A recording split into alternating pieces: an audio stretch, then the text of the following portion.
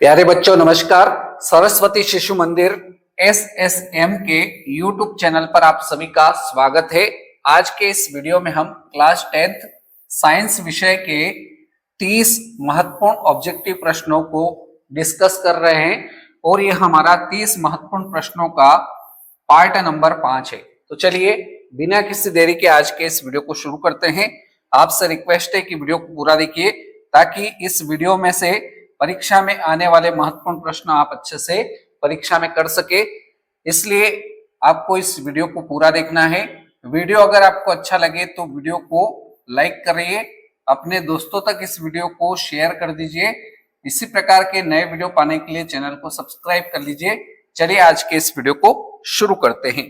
हमारा आज का पहला प्रश्न है, किलोवाट घंटा किसका मात्रक है? बताइए किलोवाट घंटा किसका मात्रक है? पहला विकल्प है धारा का मात्रक है, बी है समय का मात्रक है, सी है विद्युत ऊर्जा का मात्रक है, ऑप्शन डी है विद्युत शक्ति का मात्रक है। तो बताइए किलोवाट घंटा किसका मात्रक है? तो किलोवाट घंटा जो मात्रक है यह विद्युत ऊर्जा का मात्रक है। किसका मात्रक है? विद्युत ऊर्जा का मात्रक है किलोवाट घंटा। पहले प्रश्न का ऑप्शन सी जो रहेगा बिल्कुल राइट आंसर रहेगा। प्रश्न संख्या 2 देखिए, भारत में उत्पादित प्रत्यावर्ती विद्युत धारा की आवृत्ति है।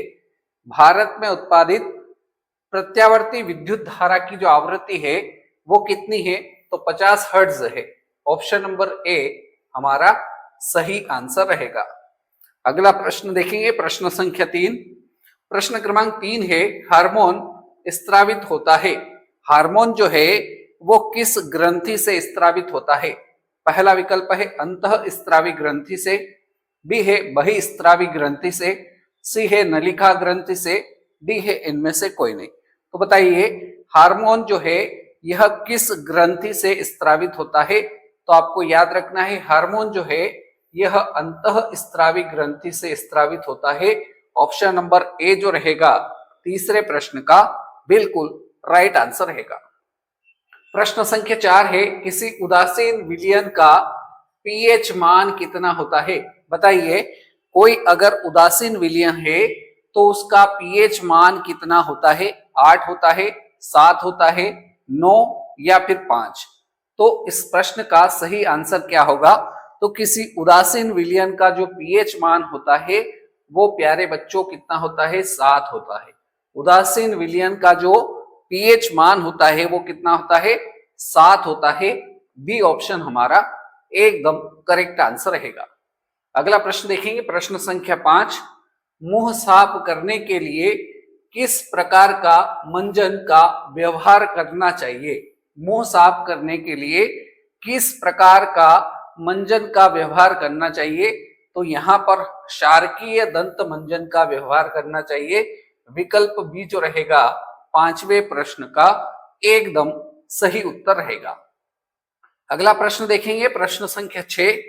ओम का नियम सत्य है। ओम का नियम किसके लिए सत्य है? पहला विकल्प है केवल धात्विक चालकों के लिए, बी दे रखा है केवल अधात्विक चालकों के लिए, सी दे रखा है केवल अर्ध चालकों के लिए और डी है उपरोक्त सभी के लिए। तो ओम का नियम सत्य है केवल धात्विक चालकों के लिए। तो यहां पर इस प्रश्न का सही उत्तर जो होगा वो विकल्प ए के साथ रहेगा। अगले प्रश्न की ओर बढ़ते हैं। अगला प्रश्न आपके सामने है, प्रश्न संख्या 7। प्रश्न क्रमांक 7 में पूछा है, पौधों में समन्वय होता है। बताइए पौधों में समन्वय किस विधि के द्वारा होता है? रासायनिक विधि के द्वारा, बी है कोशिकांग के द्वारा, सी है तंत्रिका तंत्र के द्वारा, डी है इनमें से कोई नहीं। तो बताइए पौधों में समन्वय किस विधि के द्वारा होता है? तो आपको याद रखना है पौधों में समन्वय रासायनिक विधि के द्वारा होता है। पौधों में समन्वय रासायनिक विधि के द्वारा होता है। यहां पर ऑप्शन ए सही उत्तर रहेगा। अगला प्रश्न देखेंगे, प्रश्न संख्या 8। इमली में कौन सा अम्ल पाया जाता है? बताइए इमली जो होती है इसमें कौन सा अम्ल पाया जाता है?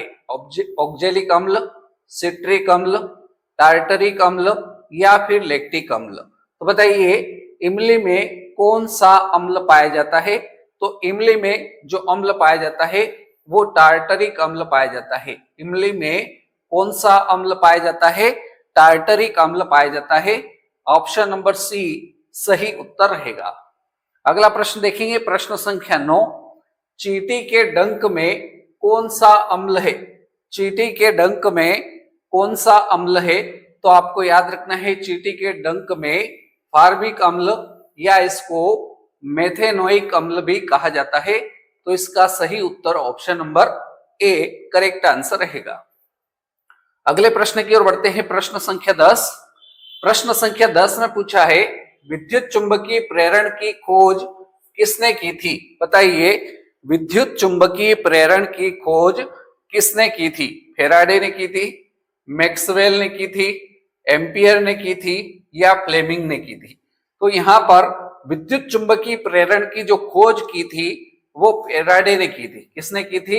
विद्युत चुंबकीय प्रेरण की खोज फेराडे ने की थी। तो इसलिए प्रश्न संख्या 10 का ऑप्शन ए सही उत्तर रहेगा। अगला प्रश्न देखें, प्रश्न संख्या 11। बैटरी से किस प्रकार की धारा प्राप्त होती है? जो बैटरी होती है उससे किस प्रकार की धारा प्राप्त होती है? दिष्ट धारा, प्रत्यावर्ती धारा, उपरोक्त दोनों या इनमें से कोई नहीं? तो बताइए बैटरी से किस प्रकार की धारा प्राप्त होती है? तो आपको याद रखना है बैटरी से जो धारा प्राप्त होती है वो दिष्ट धारा प्राप्त होती है। बैटरी से दिष्ट धारा प्राप्त होती है। तो प्रश्न 11 ऑप्शन ए सही आंसर रहेगा। अगला प्रश्न देखें, प्रश्न संख्या 12। सबसे छोटी अंतःस्रावी ग्रंथि कौन सी है? सबसे छोटी अंतःस्रावी ग्रंथि कौन सी है? तो सबसे छोटी जो अंतःस्रावी ग्रंथि है वो पिट्यूटरी ग्रंथि है। ऑप्शन नंबर डी पिट्यूटरी ग्रंथि हमारा सही उत्तर रहेगा। प्रश्न संख्या 13 देखिए, अंडोत्सर्जन उत्सर्जन का कारण क्या है? अंडोत्सर्जन उत्सर्जन का कारण क्या है? तो इसका कारण है LH। ऑप्शन नंबर बी जो रहेगा इस प्रश्न का बिल्कुल सही जवाब रहेगा। अगले प्रश्न की ओर बढ़ते हैं, प्रश्न संख्या 14। इलेक्ट्रॉन के स्थानांतरण से बने यौगिक क्या कहलाते हैं? बताइए इलेक्ट्रॉन के स्थानांतरण से बने यौगिक क्या कहलाते हैं? विद्युत संयोजी कहलाते हैं, कार्बनिक कहलाते हैं, सहसंयोजी यौगिक कहलाते हैं या इनमें से कोई नहीं? तो इलेक्ट्रॉन के स्थानांतरण से बने यौगिक जो होते हैं उसको विद्युत संयोजी कहलाता है या विद्युत संयोजी यौगिक कहलाते हैं। ऑप्शन नंबर ए जो रहेगा इस प्रश्न का एकदम राइट आंसर रहेगा। अगला प्रश्न देखेंगे, प्रश्न संख्या 15। फ्लेमिंग के वाम हस्त नियम में जो अंगूठा है किसकी दिशा का संकेत करता है? फ्लेमिंग के वाम हस्त नियम में अंगूठा जो है यह किसकी दिशा का संकेत करता है? धारा का, चुंबकीय क्षेत्र का, बल का या इनमें से कोई नहीं? तो आपको याद रखना है कि फ्लेमिंग के वाम हस्त नियम में जो अंगूठा है यह बल की दिशा की ओर संकेत करता है। इस प्रश्न का सही उत्तर ऑप्शन सी रहेगा। प्रश्न संख्या 16 देखिए, डायनेमो से किस प्रकार की धारा प्राप्त होती है? डायनेमो से किस प्रकार की धारा प्राप्त होती है? तो डायनेमो से दिष्ट धारा प्राप्त होती है। डायनेमो से कौन सी धारा प्राप्त होती है? तो प्यारे बच्चों आपको याद रखना है डायनेमो से दिष्ट धारा प्राप्त होती है। ऑप्शन ए राइट आंसर रहेगा। अगला प्रश्न देखिए, प्रश्न संख्या 17। पराग कोश में होते हैं। बताइए पराग कोश में क्या होते हैं? तो पराग कोश में पराग कण होते हैं। पराग कोश में क्या होते हैं? तो आपको याद रखना है कि पराग कोश में पराग कण होते हैं। डी ऑप्शन यहां पर बिल्कुल सही जवाब रहेगा। अगला प्रश्न देखिए, प्रश्न संख्या 18। शुक्राणु का निर्माण कहाँ होता है? शुक्राणु का निर्माण पूछा है कहाँ होता है? वृषण में होता है, गर्भाशय में होता है, अंडाशय में होता है या उपरोक्त समूह में होता है? तो बताइए, शुक्राणु का जो निर्माण होता है, प्यारे बच्चों आपको याद रखना है कि शुक्राणु का जो निर्माण होता है वो वृषण में होता है। कहां पर होता है? शुक्राणु का निर्माण वृषण में होता है। ऑप्शन नंबर ए हमारा राइट आंसर रहेगा। अगले प्रश्न की ओर बढ़ते हैं। प्रश्न संख्या 19, रासायनिक अभिक्रिया के दौरान किसी पदार्थ में ऑक्सीजन का ह्रास या कमी क्या कहलाता है? रासायनिक अभिक्रिया के दौरान किसी पदार्थ में ऑक्सीजन का ह्रास क्या कहलाता है? पहला विकल्प है संक्षारण, बी है अपचयन, सी है उपचयन, डी है इनमें से कोई नहीं। तो रासायनिक अभिक्रिया के दौरान किसी पदार्थ में ऑक्सीजन का ह्रास होना यह अपचयन कहलाता है। क्या कहलाता है? अपचयन कहलाता है। ऑप्शन बी अपचयन हमारा राइट आंसर रहेगा।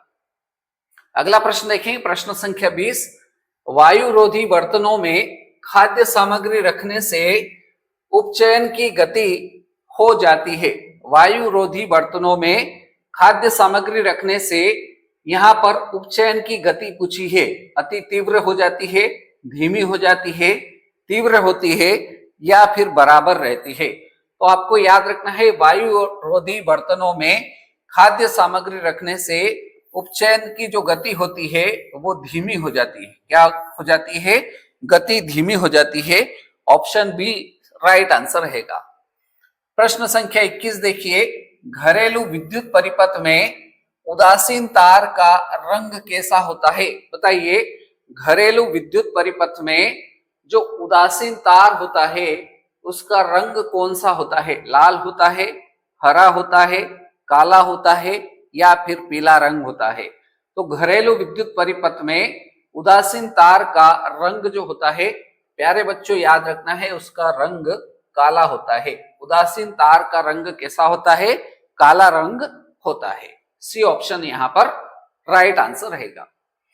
प्रश्न संख्या 22 देखिए, विद्युत फ्यूज विद्युत धारा के किस प्रभाव पर कार्य करता है?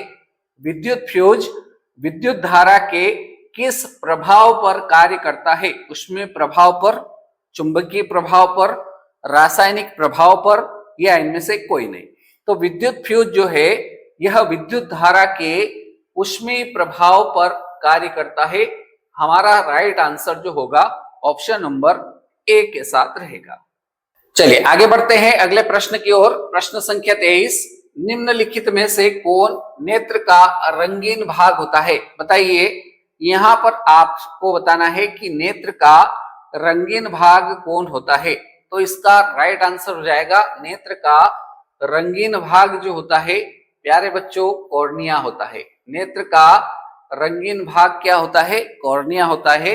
विकल्प ए हमारा सही जवाब रहेगा। अगला प्रश्न देखिए, प्रश्न संख्या 24, मैग्नीफाइंग ग्लास होता है। मैग्नीफाइंग ग्लास जो होता है वो क्या होता है? अवतल लेंस होता है, उत्तल लेंस होता है, अवतल दर्पण होता है या उत्तल दर्पण होता है? तो मैग्नीफाइंग ग्लास जो होता है वो उत्तल लेंस होता है। मैग्नीफाइंग ग्लास क्या होता है? उत्तल लेंस होता है। ऑप्शन बी उत्तल लेंस हमारा बिल्कुल सही जवाब रहेगा। प्रश्न संख्या 25 देखिए, ग्लोबल वार्मिंग के लिए उत्तरदायी गैस कौन सी है? बताइए, ग्लोबल वार्मिंग के लिए उत्तरदायी गैस पूछी है, कौन सी है? पहला विकल्प है O2 ऑक्सीजन, बी है NH3 अमोनिया, सी है CO2 कार्बन डाइऑक्साइड, डी है N2 नाइट्रोजन। तो बताइए, ग्लोबल वार्मिंग के लिए उत्तरदायी गैस कौन सी है? तो ग्लोबल वार्मिंग के लिए उत्तरदायी गैस जो है वो कार्बन डाइऑक्साइड है। ऑप्शन नंबर सी जो रहेगा CO2 हमारा बिल्कुल राइट आंसर रहेगा। अगला प्रश्न आपके सामने है, कली चूना पर जब जल डाला जाता है, कली चूना पर जब जल डाला जाता है तब अभिक्रिया कौन सी होती है? ऊष्माक्षेपी होती है, ऊष्माशोषी होती है, विस्फोटक होता है या इनमें से कोई नहीं? तो कली चूना पर जब जल डाला जाता है तब अभिक्रिया जो होती है वह अभिक्रिया होती है ऊष्माक्षेपी अभिक्रिया होती है। प्रश्न 26 का ऑप्शन ए ऊष्माक्षेपी अभिक्रिया बिल्कुल सही जवाब रहेगा। प्रश्न 27 नंबर देखिए, उच्च वसीय अम्लों के सोडियम लवण क्या कहलाते हैं? उच्च वसीय अम्लों के सोडियम लवण जो होते हैं वो क्या कहलाते हैं? साबुन, अपमार्जक, प्लास्टिक या रबर? तो उच्च वसीय अम्लों के सोडियम लवण साबुन कहलाते हैं। क्या कहलाते हैं? साबुन कहलाते हैं। ऑप्शन नंबर ए साबुन हमारा सही आंसर रहेगा। अगला प्रश्न है प्रश्न संख्या 28, प्रकाश का प्राथमिक वर्ण या रंग कौन है? प्रकाश का प्राथमिक वर्ण पूछा है, कौन सा है? लाल, नीला, हरा या उपरोक्त सभी? तो आपको याद रखना है कि प्रकाश का प्राथमिक वर्ण जो है वो 3 रंग है, लाल, हरा और नीला। अर्थात यहाँ पर उपरोक्त सभी, ऑप्शन नंबर डी जो रहेगा इस प्रश्न का सही उत्तर रहेगा। आगे बढ़ेंगे प्रश्न संख्या 29 की ओर। मटर को अपने प्रयोग के लिए किसने चुना था? मटर को अपने प्रयोग के लिए किसने चुना था? मेंडल ने चुना था। तो इस प्रश्न संख्या 29 का ऑप्शन नंबर ए मेंडल हमारा राइट आंसर रहेगा। प्यारे बच्चों, आज के इस वीडियो का हमारा अंतिम प्रश्न है, एंड्रोजेन क्या है? एंड्रोजेन क्या है? मेल हार्मोन है, फीमेल हार्मोन है, पाचक रस है या पाराथायराइड हार्मोन है? तो बताइए एंड्रोजेन क्या है? तो आपको याद रखना है एंड्रोजेन जो है यह एक मेल हार्मोन है, इसलिए इस प्रश्न का सही उत्तर ऑप्शन नंबर ए हो जाएगा। तो प्यारे भाइयों, इस प्रकार से आज के इस वीडियो में हमने 30 महत्वपूर्ण प्रश्नों के पार्ट नंबर 5 को डिस्कस किया। उम्मीद करता हूं इस 5वें भाग में हमने जो ये 30 प्रश्न डिस्कस किए हैं आपको अच्छे से समझ में आए होंगे। अगर वीडियो आपको अच्छा लगा हो तो आपको क्या करना है, इस वीडियो को लाइक करना है, अपने जितने भी साथी है उनको इस वीडियो को शेयर करना है, और यदि वीडियो अच्छा लगा हो तो इस चैनल को सब्सक्राइब कर लीजिए ताकि इस प्रकार के नए वीडियो आपको मिल सके। तो आज के इस वीडियो को यहीं तक रखते हैं, अगले वीडियो में मिलते हैं ऐसे नए प्रश्नों के साथ। आपने इस वीडियो को पूरा देखा उसके लिए बहुत बहुत धन्यवाद। अगले वीडियो में मिलते हैं ऐसे नए प्रश्नों के साथ, तब तक के लिए जय हिंद, जय भारत, धन्यवाद।